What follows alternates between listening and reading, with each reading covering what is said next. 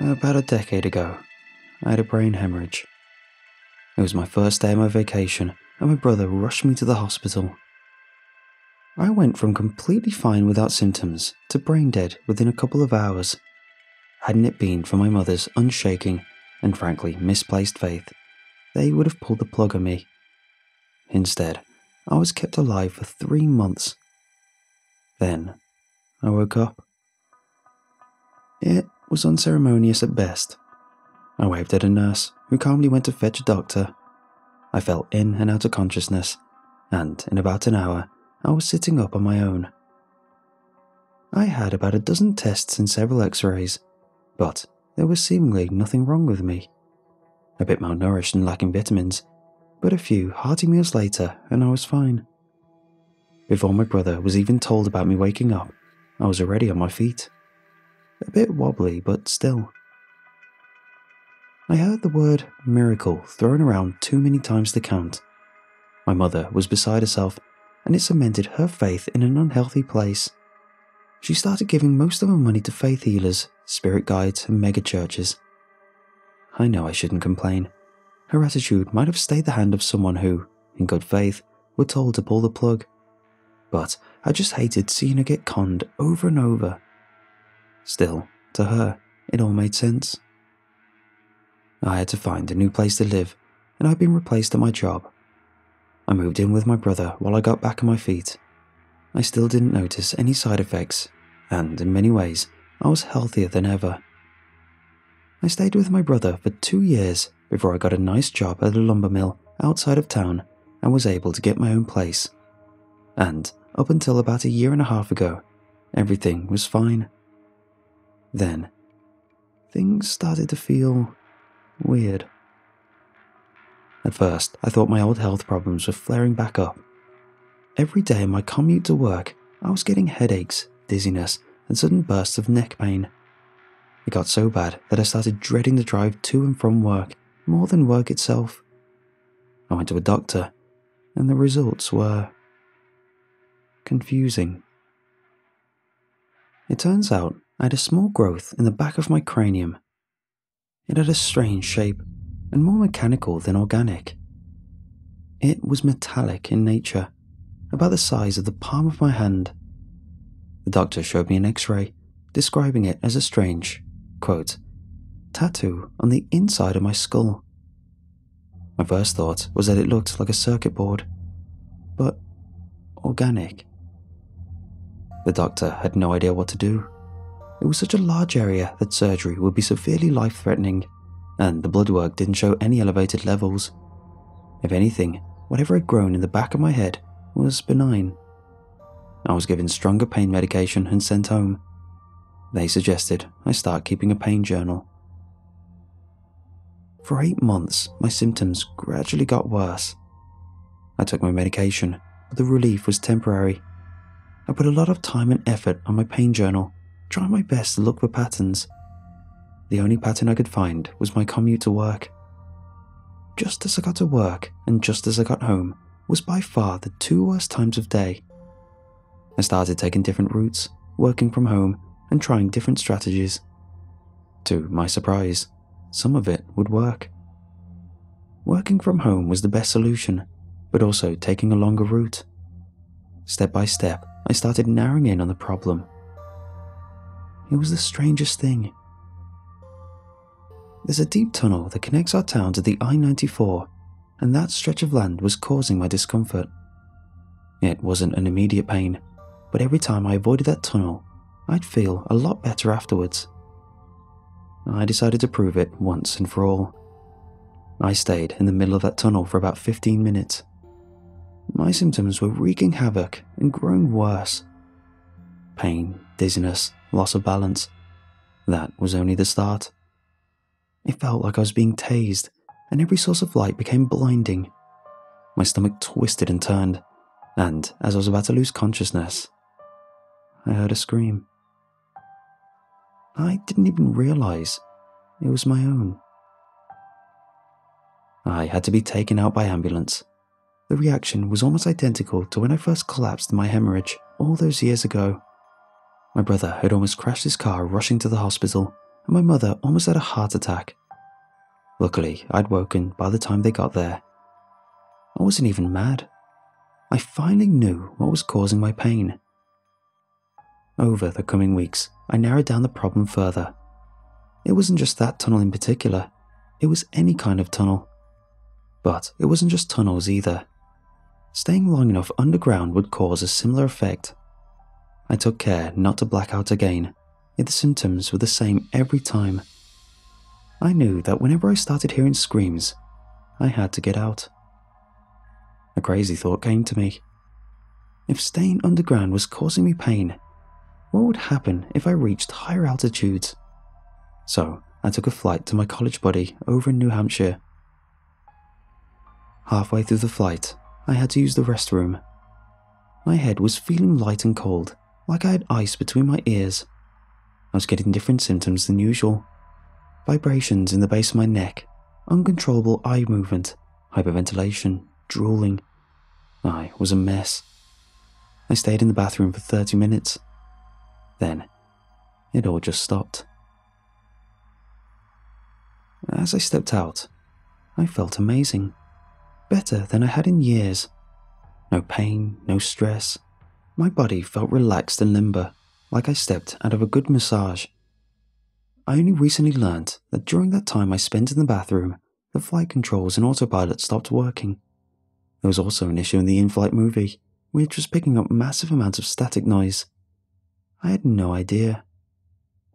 During my time in New Hampshire, I was like a new person. I get these different symptoms every time I spent time on elevated ground. A high hill, a tall building, anything. Vibrations, hyperventilation, eye movement, all of it. It came rushing back to me, and I'd feel amazing afterwards. Hell, I was losing weight and gaining muscle without even trying. I felt several years younger, and I could function with no more than 3 hours of sleep. After 2 weeks, I was longing for the flight back home. I wanted to get back up in the clouds and feel that euphoria again. I was getting attuned to it. I get giddy thinking about it, and people were starting to notice my new positivity. I was, at one point, just asked whether I started taking drugs. The second flight was almost a disaster. I stayed in the bathroom for 45 minutes, and during that time, the plane was almost falling out of the sky. The flight controls and autopilot was going berserk, and every instrument was showing the same crazy set of numbers over and over. I'll never forget it.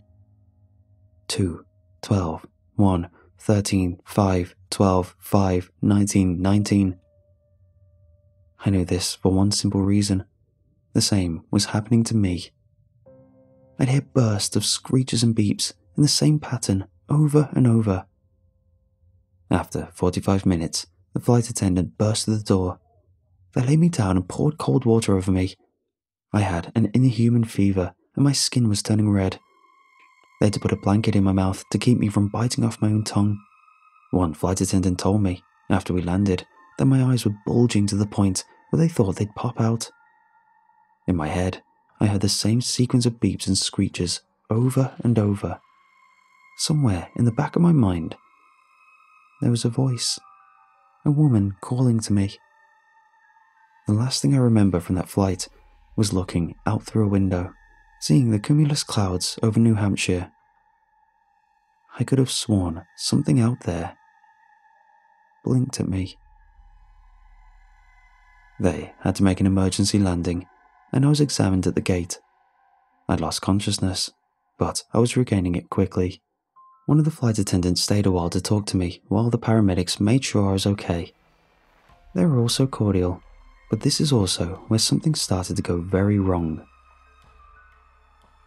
I couldn't see their faces anymore. It was all just a blur. Swirls of skin with fat splotches of black and white. Their voices would distort, like I was hearing them underwater. I'd see the spots where their eyes would be, floating around their liquid head, the mouths opening and closing seemingly at random, like a trout out of focus. I was scared out of my mind, and they had to give me a powerful sedative. I dreamed about clouds. Clouds. With eyes. My mum and brother came to see me in the hospital. They tried to comfort and support me, but I couldn't stop looking at their faces. I was scared they might get blurry and start moving again. At one point, I heard their voices distort, and I felt my heart race. A team of nurses had to race in, and no one could see me for another 6 hours. I woke up in the middle of the night. My mum was still standing next to my bed, holding my hand. Her face was gone, and her voice changed pitch seemingly at random. The swirl mess of features focused on me. My heart was skipping beats to the same repeated pattern I could hear in my head. It made me think of the same numbers I'd imagined back in the plane. "You should be thankful," the voice murmured. "You should be thankful." "For what, Mom?" "I asked him to come save you. And he did. He saved you, love." Who saved me?" She leaned over to whisper. I could hear crackling, like teeth mashing together, a slithering sound like a dry tongue dragged across a rough surface. "The man from the computer. He told me he'd save you." "What man? Who are you talking about?" "The hatchet man." The words were cold. I leaned back, taking a closer look at Mom. Without her usual voice, it was like talking to a stranger. In the dark, I barely recognized her. She had unusual clothes, but it was her shoes that made me take notice. Those were sneakers, far too large for her feet.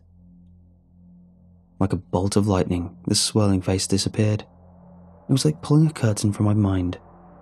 A stranger was sitting in front of me. A complete stranger. A man, early 40s or late 30s, rugged with a wild beard, a hoodie, and complete black eyes. It was hard to tell if they were just some extremely large pupils or solid black. The man stood up, pulled out some sort of cable from my arm, and snapped his finger. Every electronic item in the room fell silent. I tried screaming for help, but he just snapped his fingers again. My mind cramped. "Testing," he said in a low, rumbling voice. "Testing." His eyes flashed yellow, and I couldn't breathe. I counted 10 excruciating seconds before my throat opened up. The stranger leaned over me, his fingers ready to snap. "Without the hatchet man, you'd still be brain dead, you ungrateful swine. Now stay still." I was frozen. I felt that my pulse wanted to race, but something was holding me back. Something was controlling my bodily functions. The stranger reinserted a needle into my arm and held up an otherworldly, black, handheld device. There was a series of beeps, the same pattern. Then it was done. He took out the needle and headed for the door. What is this?" "Nothing," he smiled. "Just a hot fix." He snapped his fingers again, and the world went dark. I've since talked to my mother about this. She believes I dreamt the whole thing, but she was surprised that I found out about a donation to the hatchet man. Apparently, that was the username that showed up on the donation to the Church of the 13 Chisels. Mom had tried everything, but it was after that donation that I had just woken up. She considers herself part of their flock, a follower nowadays. Of course, there is no such thing as the Church of 13 Chisels. They send out a monthly email that is just a copy-pasted version of an email from a televangelist with some names switched around. The physical address is fake, and every single picture on their website is just copied pictures from other churches and photoshopped faces. The entire thing is a scam, a shell. Still, here I am. Ever since that night, I've been a lot more stable. I can go through tunnels without feeling bad, but I also don't feel different while flying. There are no swirling faces, distorted voices, or odd sequences in the back of my head.